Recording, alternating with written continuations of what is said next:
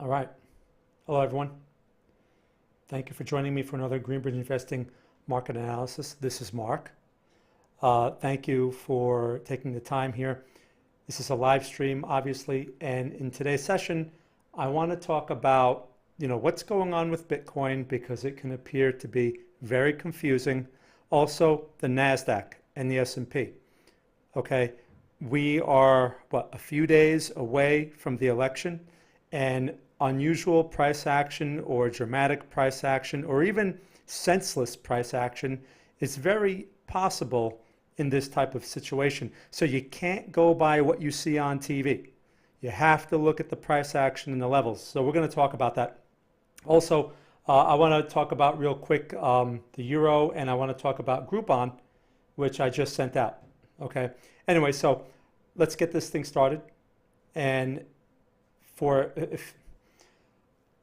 this is for educational purposes only. For investment advice, please consult a licensed investment advisor. Okay, I'm just running a little behind here. Hey, Alice, nice to see you.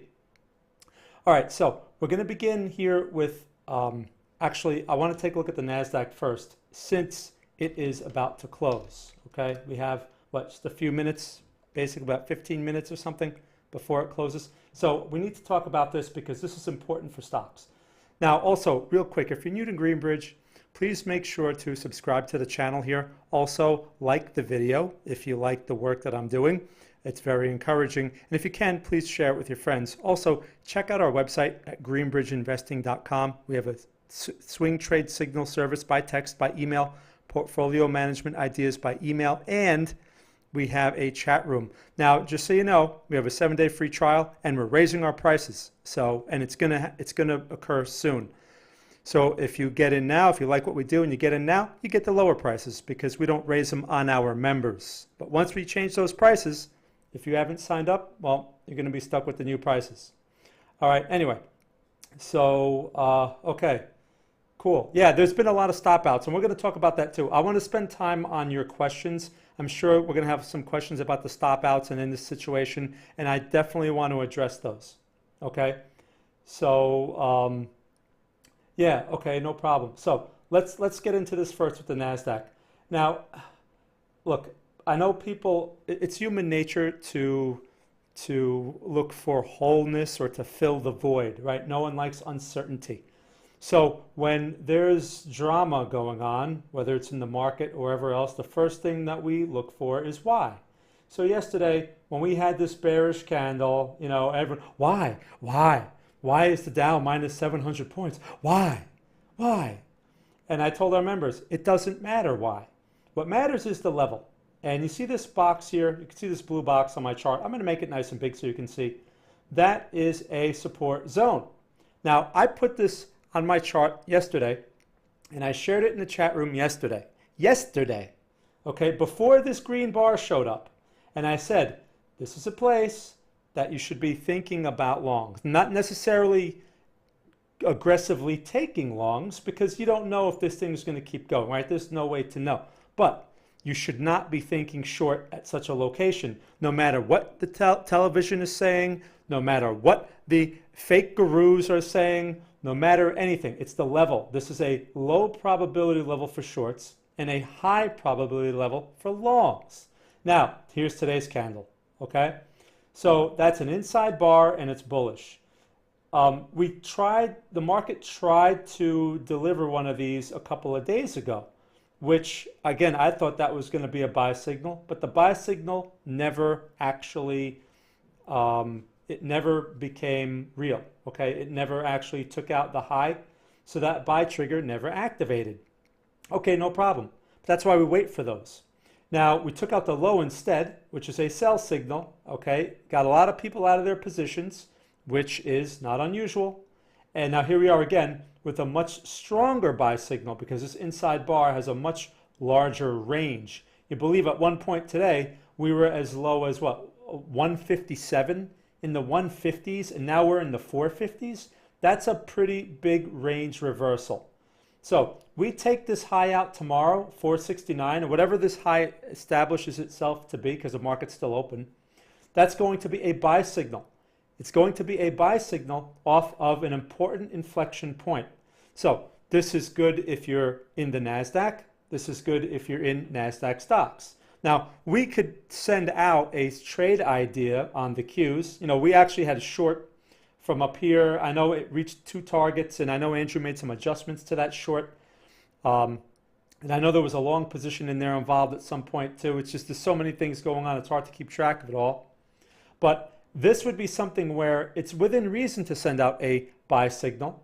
Or, you know, it's also, if buy signals are developing in stocks, now is the time to be getting involved, right? So what? Andrew earlier today sent out a trade idea, okay, a portfolio idea. I sent out a trade idea to go along. Yesterday he sent out some stuff. So he's looking to take advantage of the weakness. Keep something in mind, you know, especially those that like to follow fundamentals and news and all the other garbage. This market is not a bear market, okay? There's nothing bearish about this. You see this? Nothing bearish about this. This is just a market that's in a consolidation, and we are basically in the middle of the consolidation.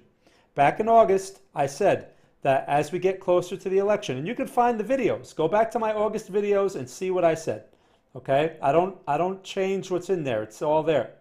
I said this range is, we're likely to range going into the election because the election is going to bring uncertainty, right? So that's to be expected, and that's what we got. We had the pullback, we had a pop-up, we had another pullback. Everyone loses sight of those ideas. This is not a bear market. Nothing bearish about it. So, like I said, any type of retrace is basically a buying opportunity right now. Now, if we start taking out like important lows, you know, like this low over here, 10,705, we take that out decisively and we start pushing this trend support, that's problematic, okay? That means the trend is now in question, or even though at this point, arguably at, what is that, 10,200 area, arguably, the trend is still bullish at that point. The momentum may be bearish, but the trend is bullish. The trend is defined by the structure that began at the March low, okay? Not this nonsense that you see here on these just previous few days. On a 4-hour chart or a 1-hour chart, sure, you can argue the trend, but on this time frame, the trend hasn't changed. It's just consolidating. So, those are some important points. That's why stepping into some longs here is not a bad idea. Especially now, of course, we don't know the outcome of the election. Insiders, you know, that move big money around probably have a better idea than we do. However, that's possible. I don't know.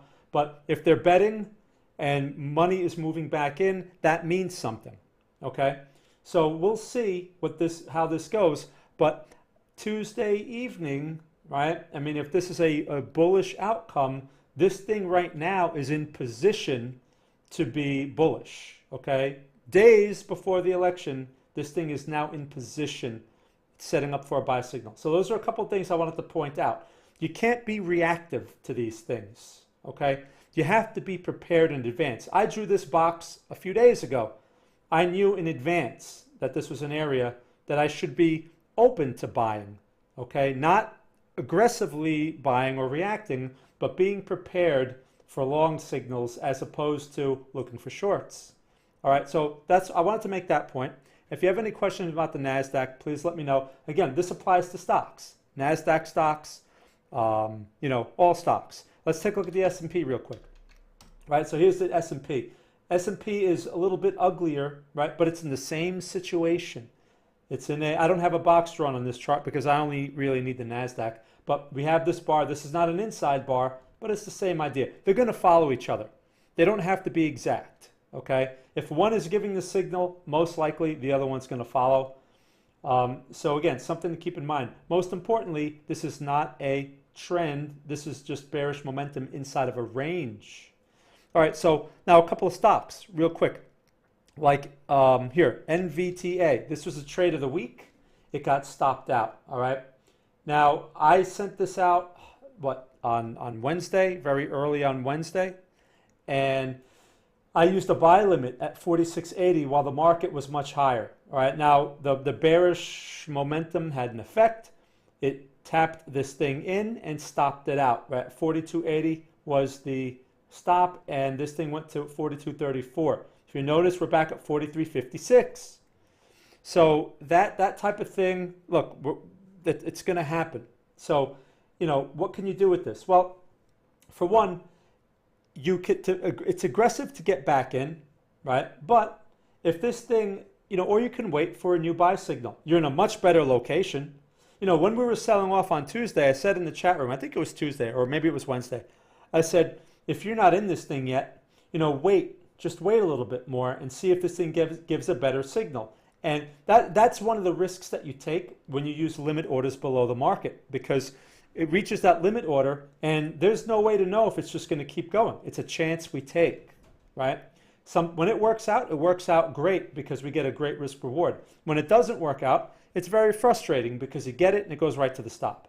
But the point is, with something like this, you can get back in if this thing takes out this high, 45.03, and you can use this pin bar low, 42.34, as a place to define risk from. So we've seen this like in other trades. I think it was, I want to say maybe it was Reggie, I forget. It was one of them that pretty much had the same type of price action. It went to a buy limit, it got stopped out, and then eventually it turned into a nice winner if anyone had gotten back in. Typically people don't get back in because they get discouraged by the stop. Stops save money, actually. Although there will be frustrating times when you get stopped out and it sucks. I mean, but I can tell you from a lot of experience with not making money, stops save a lot of money. You're better off getting stopped out and getting back in, because if the stop was effective and this thing really gets hammered, you're not in it, right? So you have to. There will be times when that happens, and that's when you have a small loss turn into a big loss, and that's what wipes out accounts.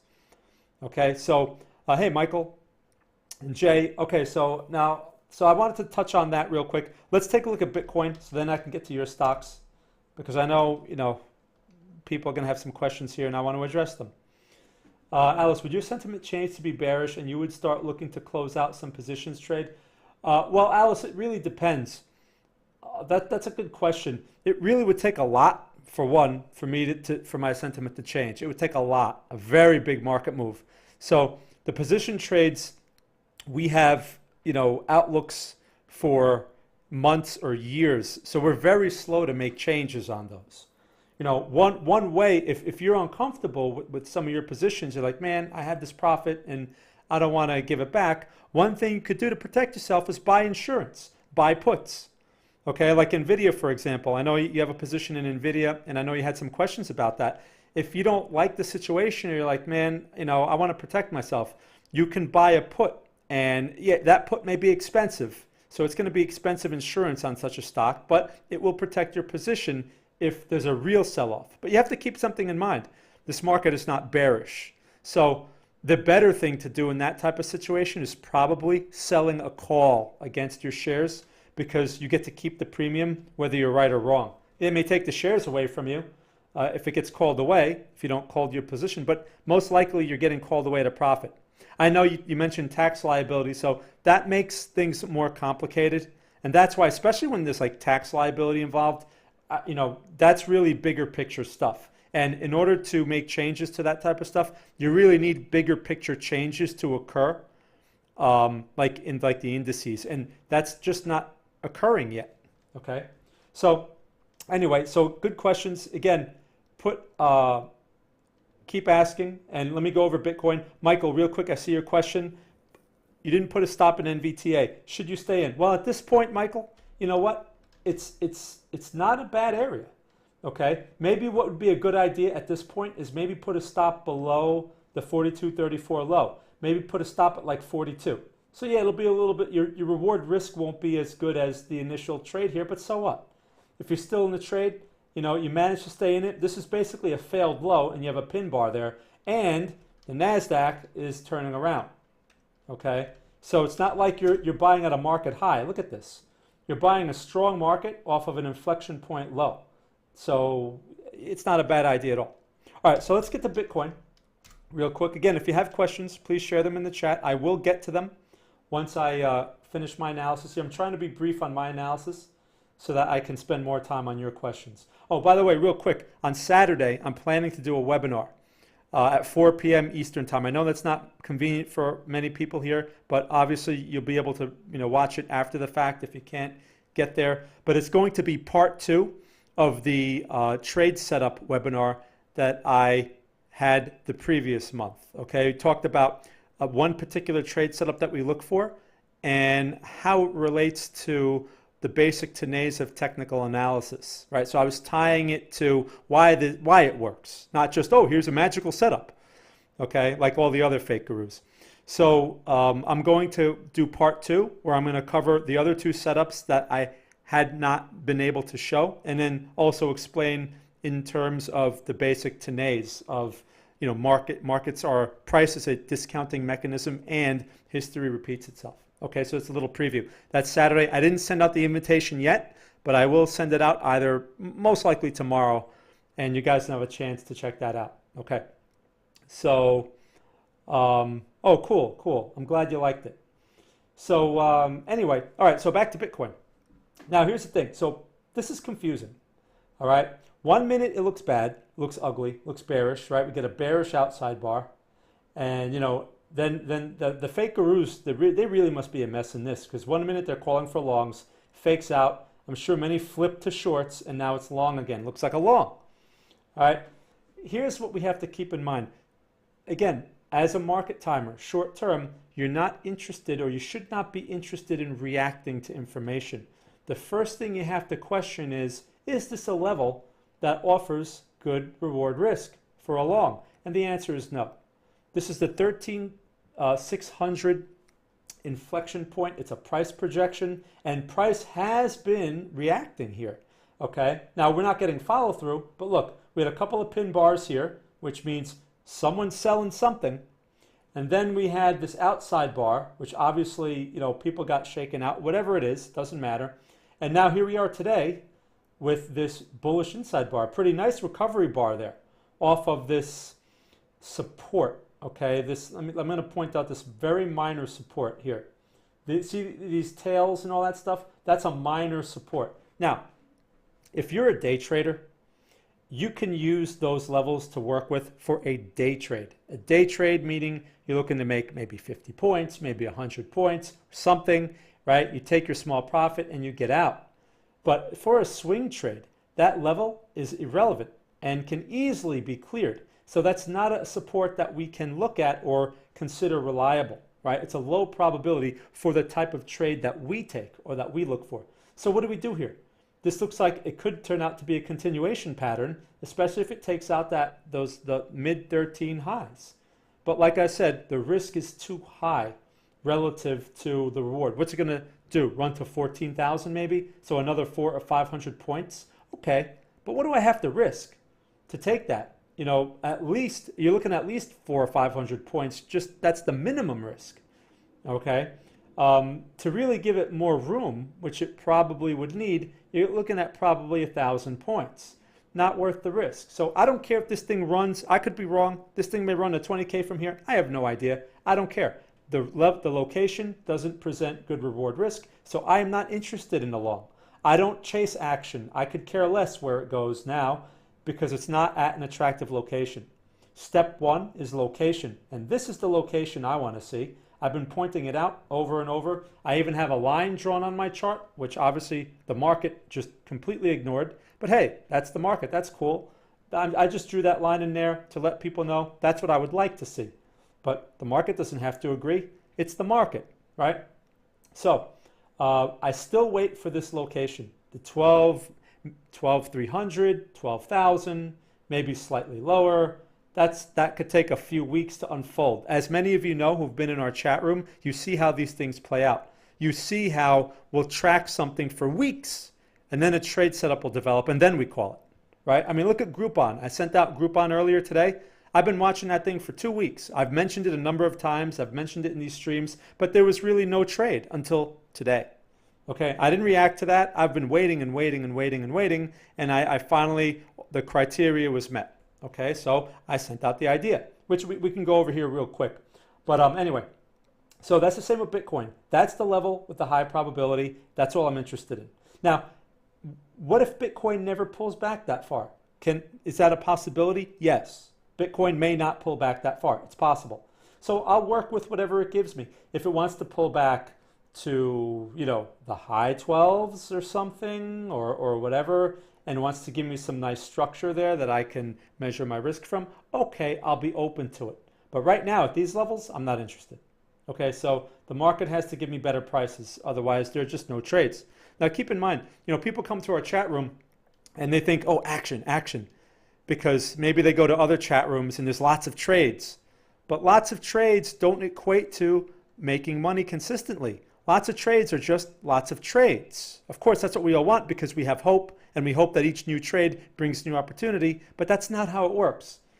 This trade, these Bitcoin trades that we took, that we got out of, over this 3-week period, 2 trades, just 2 in 3 weeks. Okay, 2 trades in 3 weeks. People are probably like, 2 trades? How can you just take 2 trades? Because that's the only signals we got. We only had 2 signals in 3 weeks of waiting around, okay, and mostly doing nothing, just letting the market work. So that's how swing trades work. So when you come to our chat room, that's the mentality you have to come with. You can't come with a day trading mentality because you're not going to like it. Okay, so that's Bitcoin. So the point here is not a good location. Now, let's take a look at a couple. I was looking around today a little bit at some of the altcoins. Look at this real quick, NEO, right? This is NEO against the US dollar.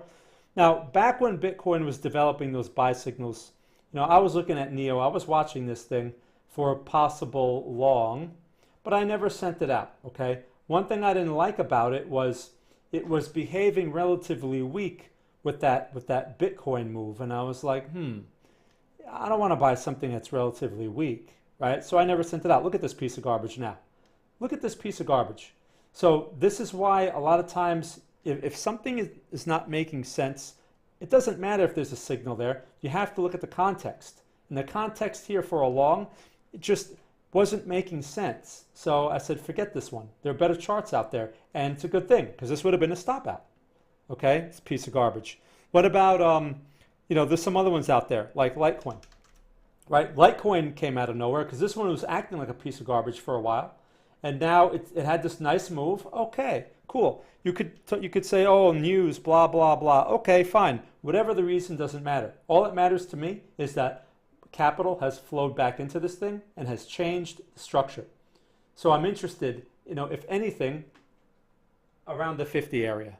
Okay, which is a nice whole number anyway. All right, so those are a couple of coins. One more thing I want to go over real quick, and then I'm going to get to your stuff. Here, let me just see how I'm doing with time. Okay, yeah, I'm going to get to your stuff here momentarily. Let me just show you the euro, okay? Because this is another one. Talk about levels. Now, I know Michael had a long in the euro that he took on his own. I don't know if you're still in this, Michael. Hopefully you got out of something, at least at the one target that it reached that I remember mentioning to you. But here we are at this inflection point, the high 16s. Now, this is an area of support. At the moment, there's no reason to buy, all right? And even if you don't trade Forex, you could learn from this because everything does this, whether it's a stock, whether it's Bitcoin, whether it's Forex, it doesn't matter. It's all the same idea. So there's no buy signal here. All we have is the location. Okay, great. Step 1 has been complete. We have a place to now have some interest in this thing. Now we want to see a reversal, okay? Now some may come out, oh, but did you see, when we were talking about this on the show the other day, on the podcast, right away, oh, the Eurozone has all kinds of problems and blah, blah, blah, and this and that. I don't care about the problems in the Eurozone. Means nothing. All I'm interested in is the level. That's it, okay? We got to a level. That's all I'm interested in. Now, do we clear the level? That's up to the euro. I'm not stepping in here. There's no reason to buy. It's possible that we test the 14s. It's possible. The market has to tell me. The market has to prove itself. Now, if we get a reversal in this area, hopefully after the election, I really would not want to take a Forex trade going into the election because if there's any kind of surprises there or something, it's going to mean a change for how the dollar is being managed and, monetary policy change, and that can change things dramatically here. So I would rather wait until after the election, but what I want to see is an inside bar or a pin bar to go long, and then I'd be interested in the long. Remember, the euro is not bearish. This is not bearish. This is just a consolidation, just like gold, right? Nice bullish situation here. and we're consolidating and we're getting near the low of the range. It's a high probability area for longs. Again, like I said, I don't care what's going on in the Eurozone. I'm only interested in short-term, high probability locations. Okay, now, all right, so that's it. I just want to mention those things. Now let me get to what you guys want to see. All right, and again, thank you for all your questions. So let's see what we have here.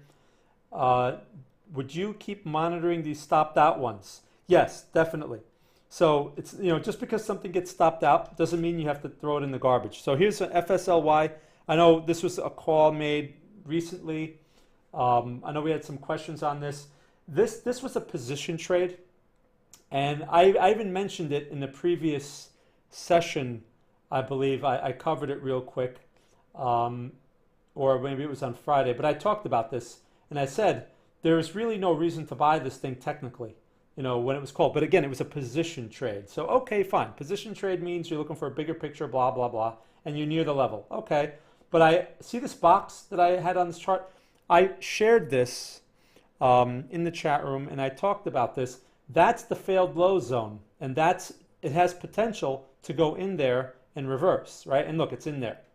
So I definitely wouldn't just take these off the radar. When something gets stopped out, it may just be preparing to give you a better price. Just have to wait for a reversal. If this thing reverses inside of this zone, at this point, you just broke into the zone right now, just broke into it. So at this point, if you get an inside bar or like a swift reversal, okay, that's not bad. But if it goes further into the zone, I would wait for more confirmation, like a double bottom. Even if that double bottom takes a week to play out, or a high or low, wait for more stable structure, okay, in that scenario. All right, so good question. Okay, let me see what else we got here. Yeah, can you please check ALV? Sure, ALV. Let's take a look. So ALV, the first thing I want to look at here are the support and resistance levels, right? So I'm just looking very quickly. These are the support levels that I see. I see some resistance right here. And you're basically in the middle of a range right here. General structure is bullish. Okay. You are coming off of the March peak. Look at that. Look at that resistance. Look at this pin bar off of that March peak. Wow. That's interesting to see. That's nice. That's really not random if you think about that. So, I mean, pin bar, sell signal off of a major level. Now, this thing has gotten hammered into the middle of the range. Too early to buy, in my opinion. If you're not in it, I would wait. Even with this bullish candle here, the momentum is too steep, and I'd prefer, plus you're in the middle of the range, there's really nothing here. I'd prefer to see a level and then some sort of reversal like here, something like that. Maybe it'll develop structure over the next few days that will prompt a long, but at this point, I would just step aside and let this thing stabilize. Okay, so this lower level here, is it $70, 70 and a quarter? I'd either wait for that or wait for better structure. Okay, if it gets to 70 and a quarter, I'd at least want to see a bullish reversal candle type, a green candle and a break of that high, something I'd want to see there to let me know that I'm not the only one buying it.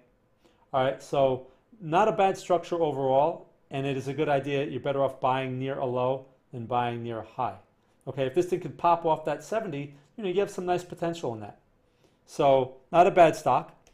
Looks a little thin though. I mean, the candles look they're a little sparse, which kind of tells me that this thing doesn't trade high volume. But anyway, okay, cool. So thanks for bringing that one up. Let's see, Michael. Okay, so I answered that question. I'm looking to enter here at and add at 120. Alice, which one are you talking about? You talking about ALV? 120 add? You must be talking about something else. Oh, maybe Euro you're talking about? If you're talking about Euro, yeah, if you're talking about Euro, Michael, yeah, hold on, let me make sure I catch up with these chats. Because sometimes I go off on my own tangent and then people are like, no, what are you doing? Okay, so Alice, yeah, I'm not sure what you mean by 120, so maybe you can answer that question. Hey, HS. Okay, cool. So HS, okay. So Michael, it stopped out. Okay. Yeah, after going to T1, right? That was the Euro. Yeah, so, and I saw that. So like I said, It's a good thing you got T1 out of it at least, right? So that at least reduces the loss when you get stopped out. That's why we put those targets. The first target is just so we try to put one in there that's within reason to reach. And I know we didn't even officially call that one, but that's why I suggested that target, because there was a good chance at least to get something off the table. Right, so it's a small loss. Right, no problem. All right, we reviewed STNG. Okay, sure, STNG. Yeah, I remember STNG. I actually brought that one up initially. All right, because at the time that I was looking at it, it was trying to give us this nice, strong base. Okay, see that? But since then, it has not recovered. Now, at the moment, there's this pin bar, right? So I could see why you might be interested in this. It's got that nice pin bar, but this is super aggressive as far as taking it as a long, super aggressive. This may be one of those where, and I don't know what the options are on this thing. Maybe they're cheap. But maybe this is one of those where you can buy like a $12 call 6 months out. Maybe you can get it for, get it cheap. And maybe this thing pops and you could get something out of that. I don't know. I haven't looked at the premiums. But the problem with this stock is this is a lower low. Okay, and you're competing with bearish structure here, right? All I see are lower highs and lower lows. I mean, look, we have a lower high over here. Okay, we have a lower high. This basically, that area turned into a lower high. Then we have this area here, another lower high and a lower low. There's no higher lows. There's no stabilization. There's nothing. So, Andrew mentioned the thing about oil and his whole oil theory with, whatever. Okay, fine. That's nice fundamental stuff. But based on this technical situation, I would stay away from it, if you're looking for something more conservative. Like I said, it's super aggressive, meaning it is likely not to work. Like it may pop up a bit and then just push lower until I see some compelling structure, like a clear double bottom, a clear higher low, or more conservatively, a break of resistance, which here would be like, what is that? Basically 12.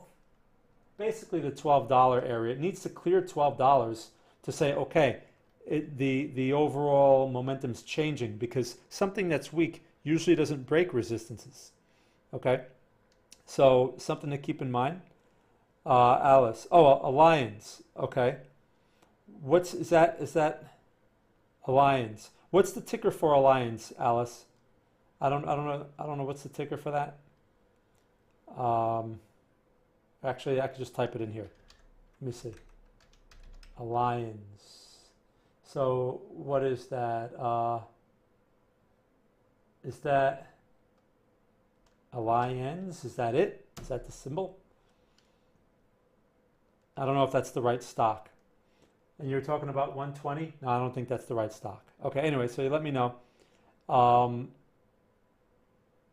ALV. Okay. So you were talking about this with the 120? All right, LSF. I'll take a look at that. All right. So Alice, yeah, I'm not. So you're talking about. You mentioned. Oh, it's on a different. It's on a different exchange. Okay, hold on. So, I see. I'm on the wrong. That's what you mean. So you mean 120 euros? Okay, that's why. Right. So that makes more sense. Okay. So let's get the right thing up here.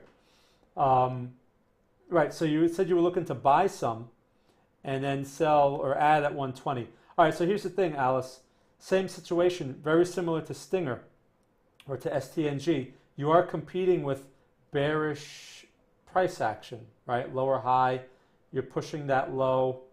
I would wait at least, if you want to build a position, at least wait for more stability to begin. You don't even have a red candle here. Okay, I mean, you don't even have a green candle. And all you have is this sharp bearish momentum, right? I wouldn't get involved in this. Now, one thing you could do, if you're really long-term about it, you can start like a very small position. So it doesn't matter how low it goes. You could buy a few shares, whatever. Nothing that's going to make you sweat. And, the thing pulls back on. As it starts to develop its structure, then you can start taking more and more small bites and average into a position as it develops a low. But right now, there's nothing there. Okay, so who knows how low this thing can go. Just something to keep in mind. Your next support on this thing is around here, around this area. So you're looking in the low 140s, something like that. So maybe it would be a good place to wait for some stability to develop before putting on a position or putting on something, and then wait for a higher low or something. The best thing you could see is a break of resistance, and you still have some time for that. So something to keep in mind there. Now the overall structure may turn into one gigantic higher low, but I just don't see it yet. Okay, especially since this lower high stayed intact and established itself. Not a good thing if you're trying to go long. Okay, so I would be a little, it's probably best to be more patient with that one. Okay, so thanks for bringing that one up. Got the right symbol. If you ask for a symbol, and I don't get it right the first time, please just put it in the chat like Alice did there, because sometimes I'll rant for 2 hours about the wrong symbol. All right, so LSF. Okay, well, this must be a new stock, right? Because there's not a lot of data here. And let's take a look here. So this limited data is bullish, right? I see higher lows and higher highs. I see a consolidation right here. Let's talk about support and resistance. Well, you have this right there. 47.25 is your support. Now, the problem with these stocks that have very little price history is just anything can happen with these. Just if especially if they're very sensitive to news. Obviously, they're in the food business, whatever. I don't know exactly what they do, but right now, based on what I see here, you have a support right there, and if it holds that, in theory, it's within reason to test the high. Now, if this thing's against you now at these levels, then if it makes an attempt at the high, it's probably a good idea to reduce that risk and not think, oh, all right, this thing's going to go to 100 now, I'm just going to hold it, right? Because obviously this thing is wild.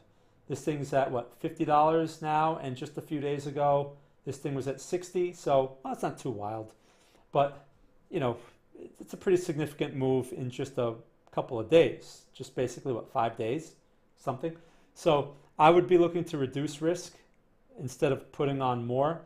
If you're going to put on more, I'd wait for better levels. Oh, you're not in it. Okay. Oh. Okay, because you wrote, okay, I'm confused then by the comment that you wrote after. Okay, no problem.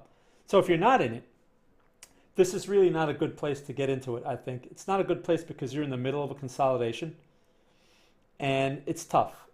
One thing you could do here, the structure's bullish. If you see a breakout, perhaps you could take a small bite and see where it goes, but I would prefer to see something a little more compelling, like a test of 47.25, followed by another pin bar or something. That would be nice to see on something like this. Okay, but yeah, if you're going to do something like this, because it seems to be very speculative, you're probably better off with a small position, and you won't be so worried about if it fakes out and stuff like that. In these situations, your better probability is going to be near these lows, right? Not buying into the high. Obviously, a lot of people, they got out up here. I would imagine this is, since it's it's not too inexpensive. This may be on the day trader radar, especially since it started out at like $30. So I'm sure it started out on the day trader radar. Whenever you have day traders in these things, the moves are going to be more wild. So anyway, all right, that's how I would work with this one right now. Wait for a better level, and if you really like it, just go and control your risk with a smaller position and see if you can get something out of that. But I would not sit there and expect, dramatic new highs. Although it can happen, it's just, what bothers me about this thing is there's not a lot of data available. So it's hard to see. Like if there was some historical price action, I can go back and look for inflection points and things like that. There's nothing like that here. All I have is this one level, really, that I can look at. If I really want to find another level, sure, I could look at this level here. But how reliable are those levels? This thing is pretty new, so it needs to establish itself. Anyway, so that's something to keep in mind. Maybe a good stock for day trades. I don't know. So thanks for bringing that one up. Okay, so Cardano. Is that Cardano? ADA. So against Bitcoin. So let's see. BTC. Oh, man. Yeah. All right, so let's take a look at this. And a lot of these altcoins got beat up. Is this the right? I believe this is the right ticker here. Now, so this is obviously it's on Bitfinex, and this is probably not the best exchange. Let me find another. See if I can get a better exchange for this one. Is there a better exchange with more data, or is that it? Let's see. Let me see here. Maybe Binance can give me better. Let me see here. Maybe Binance give me a better chart. Okay, here we go. Yeah, Binance, more history. All right, so now a couple of problems here. First, Bitcoin had that great move. These altcoins that don't participate in that is not a good sign. Okay, the altcoins are supposed to follow Bitcoin, not go against Bitcoin. That's like a stock going against the Nasdaq, right? If the Nasdaq is making new highs and your stock is like selling off, that's really bad. Okay, that means when the Nasdaq turns, that stock is going to go to zero. So, okay, well, I mean, this chart works as long as I can see some historical data. Bittrex, or I have here Binance. That Binance works. So here's the thing. You have this sell-off here. This is bearish momentum. You have a lower high established. Now, you do have a double bottom situation that's possible in this area right here, okay? It's possible. But the problem is you have no bullish candle. You had a pin bar yesterday, which there was no follow-through. You have a red candle today. So no reason to buy this thing just yet. It may break lower with that lower high in place. Now, can you argue that this structure here is still in play? Can we argue that? Yes, we can argue that. We can still argue that. But the thing is, with this lower high, that takes away some of that credibility. The question that this thing needs to answer is, does it make a lower low? Or does it make a failed low? Okay, that's what, if you're not in it, that's the answer that you need to get from this thing. If it makes a failed low, that may be a buying opportunity. If it can give you a bullish reversal quickly, okay, like a pin bar or something right away, in the next day or two after it makes that failed low. If it keeps going, you just step aside and let it go. And that would be a lower low, and that would also establish that the bearish momentum is still intact and probably best to stay away from it. Now, if you're long and you're hoping, well, all you can do at this point is hope that this double bottom holds. If it breaks, then you have to hope that, you're at the mercy of the market. You have to hope that you get a failed low. If that breaks, then what you should not be doing is putting on more, that's for sure, because that's not what something that's finding a bottom should not be doing that, okay? The ideal thing that you'd want to see if you're long for one is this thing establishes a double bottom here and works its way higher, perhaps produces a higher low. What is this? Around 0.0000008 Bitcoin, okay, whatever that number is, and then work its way to break this resistance up here. That's what you want to see over time. If it can't do that, this thing is just garbage, okay? So that's what you have to keep in mind there. So the only thing you have at this point is level, okay? You have location, but you have nothing else. So that's what I would look for in this situation. Like I said, if it breaks and keeps going, then it's probably best to lighten up or something, reduce risk however you can. If it reverses and you have some, then perhaps it's okay to add more if you get that confirmation and try to average into a better position. But you need this thing to change this momentum. And the only confirmation based on where it is right now would be a pop-up followed by a higher low. Pop and then higher low. That's what you want to see. It's possible that this thing gives you a V bottom, just pops and keeps going, but most likely, you get that initial pop followed by a test of the low again, or higher low, and then that's how you know, okay, this thing is at least establishing some kind of stability, all right? And that you can get a broad consolidation, which could be a broad higher low, which is fine. It's better than a lower low, okay? Or a broad, yeah. If you get a consolidation here in this area, that's better than, continuing to push lows. That would be some sort of sign of strength. But I'm not a big fan of these altcoins. A lot of them are garbage, and a lot of them aren't really going to go anywhere. So, you're better off if you're going to bet on altcoins, bet on the big ones like, Litecoin. Andrew talks about this all the time. Ones that have much better structure, ones that actually have a future or that are at least well known. All these coins, all of them are highly speculative, right? These aren't, even cannabis stocks have a better chance of producing a better investment outcome in the future compared to most of these. Just something to keep in mind. At least cannabis stocks produce something people want. Okay, most of these don't produce anything of any value. They're just full of a lot of great ideas. So just something to keep in mind. All right. Now, the way these altcoins work too, just so you know, is they're like lottery tickets, really. And then you have some guy, some expert, right? He bought a ton of some altcoin. It happened to go to whatever. He bought it at like 5 cents. It went to $100. He makes $1 bazillion, and everyone thinks he's a genius. It's a lottery ticket. All right, and it's possible that you may get into something like that, but a chart is not going to help you find a lottery ticket.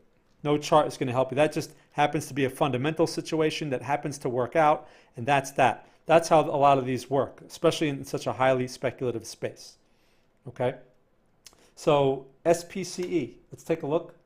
I know we were involved in this a few times, and it hasn't been really, I haven't been seeing a lot of action with this. First thing I see here, right, we have, basically it's in this range. You have this range here, okay? And it's sort of in the middle of the range, trying to find some buying now, but there's nothing to do here. You don't have any, let me see something, hold on. You do have some interest, right around here, okay. So you can argue that there's a level here. That's arguably a level. The price action, okay, you have a green candle today, which is good. I mean, the Nasdaq is turning and this thing is also attempting to turn. So that's some sign of relative strength. Okay. I mean, so the next question really you have to ask is, where can you measure risk from here? Well, your low is what, 1735? You can't put it exactly there, so you figure maybe 16.5. You have to give it some room, right, if you're going to take something like this. So yeah, you're looking at something like that, and if that stops out, you're going to be near another support, so you have to keep an eye on that for maybe another try if it finds stability there. But okay, it's not a bad idea. This thing, goes back to the higher part of its range. You're looking at, so you're risking, if you buy this thing, let's say you buy it at 18.5. Okay, and you're going to bang it out at 16.5 if you're wrong. So you're risking $2. And so can this thing reasonably go to 20.5 and at least get 1-to-1 reward risk? Yeah, it's reasonable. Okay, so not bad. And if it goes to the higher part of its range, it pays off a little bit more. So okay, not bad reward risk. I'm not, there are other ones out there that probably offer better potential, but in terms of what this thing is showing, yeah, it's not bad. If you're willing to risk the $2 and at least get $2 if it can get to that point, okay, which is, should be within reason, over the next few weeks. Okay, so thank you for bringing that one up. Any other ones? Let's take a look real quick at some of the ones that have been on my radar, like Nikola. I know we mentioned this one as an options idea, but like a really aggressive options idea, like 20 points out of the money, 6-month option, call to try to capitalize on a sharp move on something like this. That move is not going to come from a chart setup. That move will mostly come from news, right? As far as the chart goes, this thing is just consolidating, right? So nothing really to say there. Your options premium, this is why you need to buy a lot of time in something that's deep out of the money. So something that you may have bought for like $2 in this situation may be worth like $1.50 now, $1.60. But that premium, if you have a lot of time in it, like 6 months. Now I'm not talking about 1 or 2 months is not enough time. You need like 6 months, right? Your premium should pretty much stay stable as long as the price stays stable. If this price gets hammered and takes out the support, well, of course your premium is going to go with it. But it's pure time value that you have there. It just won't be as sensitive. But like a thing, if this thing, what is this thing right now? Close at basically around 20. If this thing goes to 15, and you paid $2 for a $40 call, it's probably going to be worth $1, okay, or something like that. So something to keep in mind with that situation. The advantage to doing that type of trade, which I know like Andrew's not a big fan of that type of trade. The advantage though is if this thing goes to 10 or 5 or something, the most you could lose is that $2, right? While someone who buys the stock here at $20, they're going to be out $1,000, right? If you buy 100 shares here and it goes to 10, you're out $1,000. But if you bought one call for $200 and this thing basically goes to 10, well, you're out $200. So which one would you rather lose, 1,000 or 200? I'd rather lose the 200. So that's what you're dealing with. That's one of the advantages to using options for these type of situations. Yeah, it's a gamble, but at least it's a limited risk. Okay. Another one. Let's see. Nicola was one. Workhorse. So Workhorse was an options trade that we shorted a put on it. We took delivery at 26. We have a cost basis of 23, and this thing went straight to 16. Okay, or what is that? What is that low here? 16.25. So yeah, some pain in that one. You have to be prepared to take some pain when you're taking delivery of stock. Have we sold a call yet? Not yet. But is this thing going to go to zero? Probably not yet. Okay. I mean, these stocks, these electric car stocks have a lot of potential. All they need is some news, and next thing you know, it's back to 30. So you have to be patient with these, and you also have to control for that risk. Look, here's Tesla. Okay, Tesla's not really doing anything. It's plus $4. It's nothing for Tesla. So it's just consolidating, right? Some news will get that thing going, and you'll see all the electric car stocks doing something again. It's very news driven. Another one, now Groupon. Let's talk about Groupon real quick. Look at this. Today's high is $21. Okay, this is the trade idea I sent out earlier, and the activation price was $21. So it looks like it went there and it closed at 20.84. So this trade is actually active. We had a double bottom situation, slight failed low, but over these previous few weeks, it's been trying to find a bottom, and now it's starting to go. Now, was I chasing this thing by telling, by using 21 as my price to get in? Well, no, because this thing is breaking a resistance off of a low. This is not breaking a resistance off of a high. Okay? Much different location, much different probability. Now, one choice that I gave to people when I sent this out, I sent this to members, by the way. One choice that I gave was if you don't like this price, which is fine, then one thing you could do is try putting a limit order below the market and see if it fills over the next couple of days. Many stocks, they fool around, and you can get filled at a better price and get better reward risk. It's also possible that it never pulls back and it just keeps going. But that part is up to you. Buying it at 21, if this thing stops out, right, the stop is way below here, was a $4 risk or whatever. So maybe you could do a little bit better, but that part is, you have to use your discretion there. I don't mind taking the $4 risk for what kind of potential this thing offers. I mean, the mid-20s that's just the middle of the range, and I think that's very within reason. Also, just think about what they do. Maybe, my logic could be wrong, and again, I don't trade on logic, but the holidays are coming. Many small businesses are probably going to need to generate, sales and blah, blah, blah. So Groupon is probably in a good position to benefit from that, because they're probably going to be very aggressive this year. They're going to have to be, right? Getting people to come to their shop or buy something at a discount or whatever it is that they're trying to push on people, right? Perhaps, and I'm sure there's some other news that got this thing going today, but that's one thing that can propel this thing, or act as a catalyst, at least going to that 25 area. Can it go higher? Sure, but I'm usually very conservative with the first target. I just want to start reducing risk as soon as possible at a reasonable area. All right, so those are pretty much the ones I wanted to go through here. Do I have any other questions? I think I pretty much answered everyone's questions. Let me know if you have any other questions. If you're new to Greenbridge, please do a couple of things. Please subscribe to this channel here.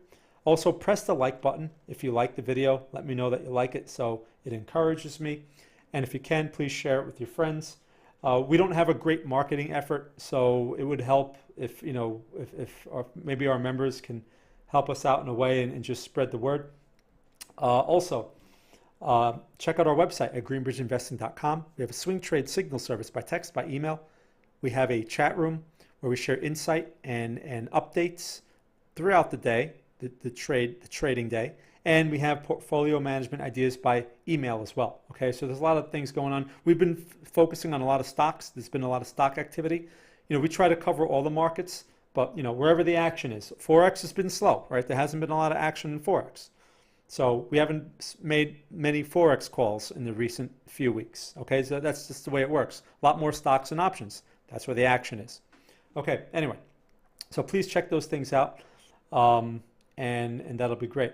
So do I have any other questions? Any other questions? Also, remember, I'm most likely going to do my next webinar this Saturday. I just want to mention it again, this Saturday at 4 p.m. Eastern Time.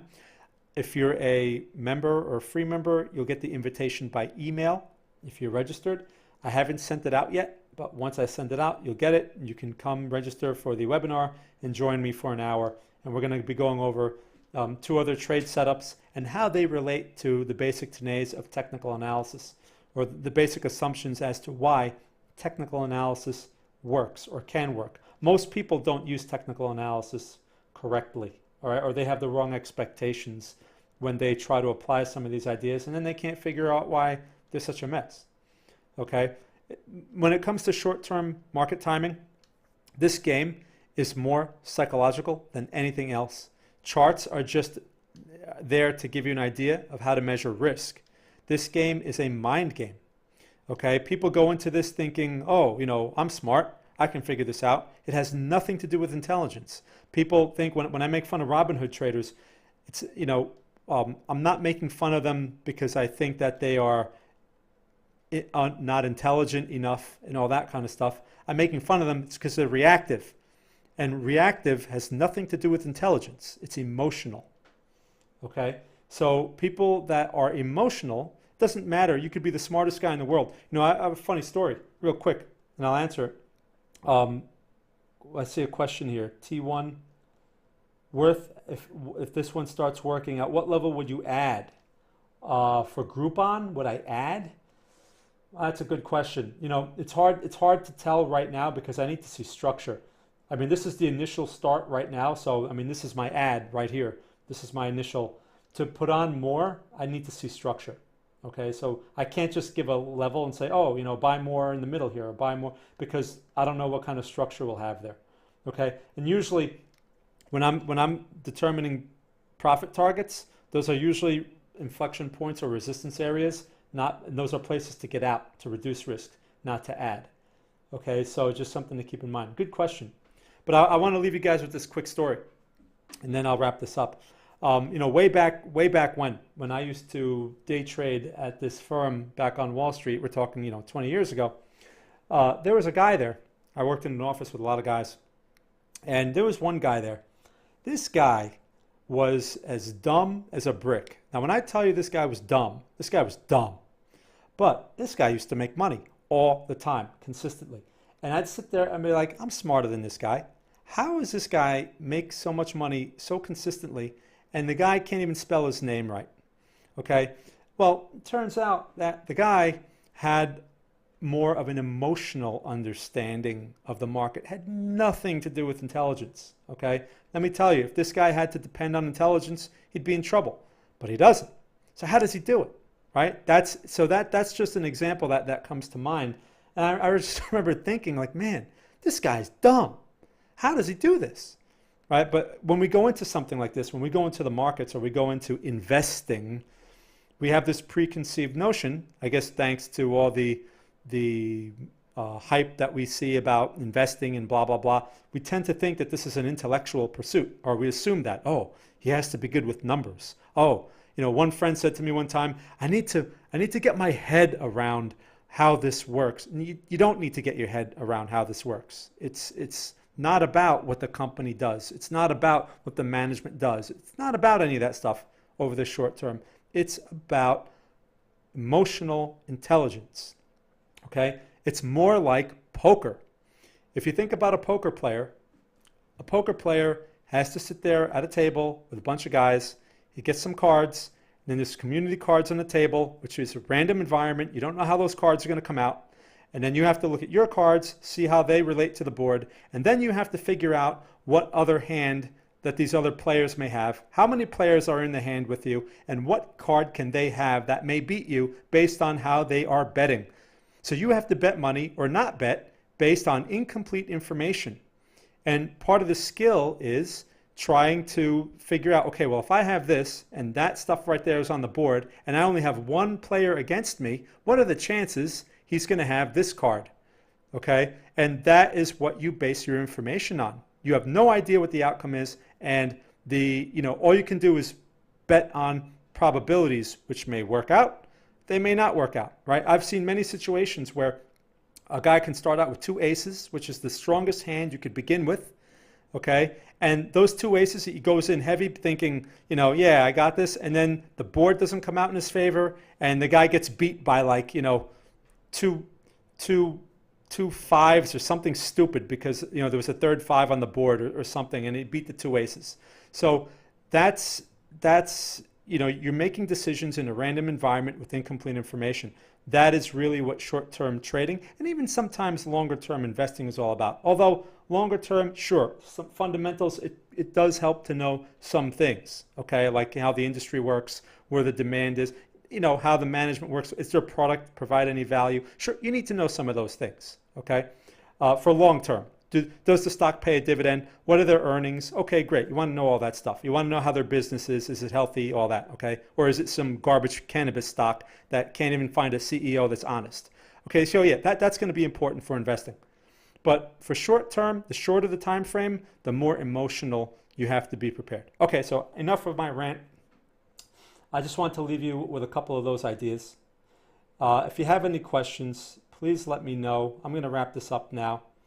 I think I've answered everyone's questions. Again, could join us, come to our free trial. We have a 7-day free trial. We have a free chat room. We have our paid chat room. We are raising our prices soon, very soon. So if you lock in these prices that we have now, you keep these prices now. Okay? If you're a member, then you have nothing to worry about because we're not going to raise prices on you. It's people that are not members. All right, that join us after we do that price raise. So I'm just telling you, go for that 7-day free trial now. See what we do, and if you like it, you can get it at a good price. All right, everyone, so that's it. Thank you again for all your participation. Thank you again for your great questions. I hope you found this session insightful. And again, I'll see you next time. I will most likely be doing this on Monday again, probably not tomorrow because I'm trying to keep these at around 2 a week. Remember, we have the election coming up, and that will affect price action going into, into tomorrow and Friday, whatever. Tomorrow is Friday. Michael, no. Hold on, Michael. Let me see. Michael had a question about, what is it, Michael? XSPA? Oh, is that Expressa? I didn't see that question, Michael. Thank you for bringing that up again. I know people have brought this up before. I know some people have mentioned this. I think it was HS that mentioned this originally. I forget, but I know someone talked about this a few times. Interesting chart. Nice basing, nice retrace back to this level, but there's nothing to do here at the moment, okay? You had this initial pop, which is good, but then, this bearish structure, even though it's minor, is still there. Now you have a pin bar today, okay? But for something like this, since this is one of those stocks that, it's inexpensive, so obviously it's not going to be a market stock and it's probably going to react to some type of news. I would like to see a resistance break, okay? Your resistance right here is at basically $2.10. So you figure 2.25, right? If it could break 2.25 and close strong, kind of like what Groupon has done today, something like that. I would like to see something like that before getting involved. Now, if you want to take a small bite here, sure, go for it, a small bite.